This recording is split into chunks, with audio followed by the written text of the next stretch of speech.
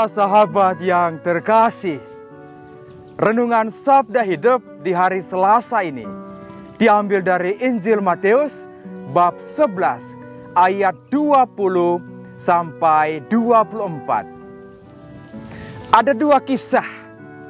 Kalau dihubungkan dengan kecaman Yesus dalam Injil pada hari ini, sangat-sangat tepat sekali.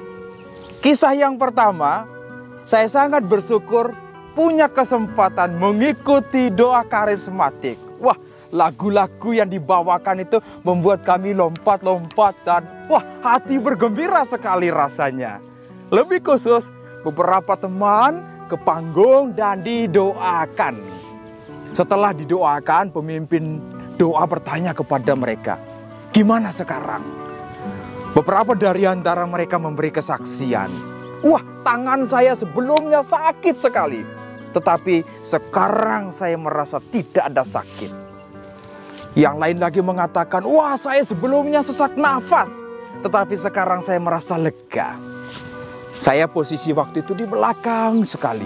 Saya terkagum-kagum, walau 1000 tanya dalam hati. Kemudian di hari Minggu dan selanjutnya, saya tidak bertemu lagi teman-teman yang memberi kesaksian ini di gereja.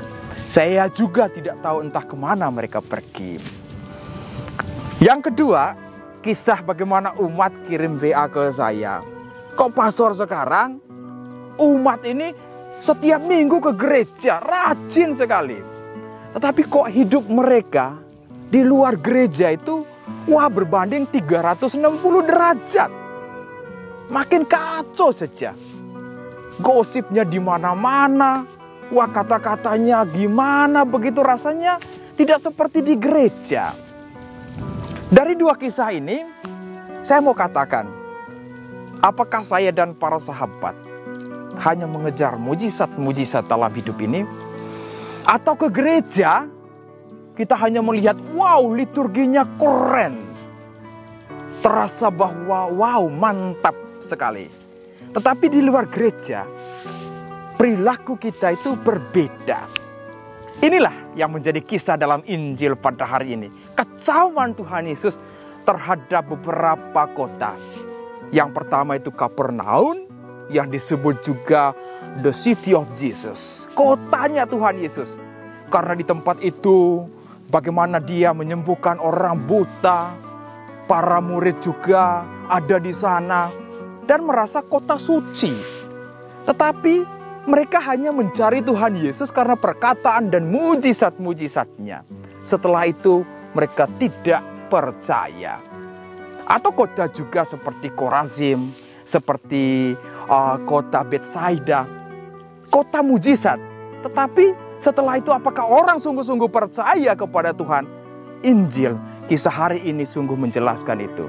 Yesus membandingkan kota-kota lain seperti Sidon atau Tirus, di mana dalam kisah pada perjanjian lama Abraham di sana, kota yang dianggap kafir tetapi kemudian percaya dan bertobat. Sebetulnya Injil pada hari ini hanya mau mengatakan satu hal ini, yaitu pertobatan. Pertobatan itu adalah setelah orang mengalami kasih Tuhan, terus mengalami Tuhan dalam situasi apapun dalam hidup ini. Ini mau menunjukkan setelah berkat-berkat kita terima dari Tuhan, pertobatan itu tidak hanya untuk diri sendiri, tetapi bersekutu dalam gereja dengan satu yang lainnya. Ini pertobatan yang menunjukkan Tuhan, terima kasih, saya bersyukur. Berkat-berkat, nafas kehidupan, keluarga, persahabatan, komunitas. Ini adalah mujizat-mujizat yang saya alami dalam hidup. Dan saya mau kembali lagi kepadamu, bersyukur kepadamu.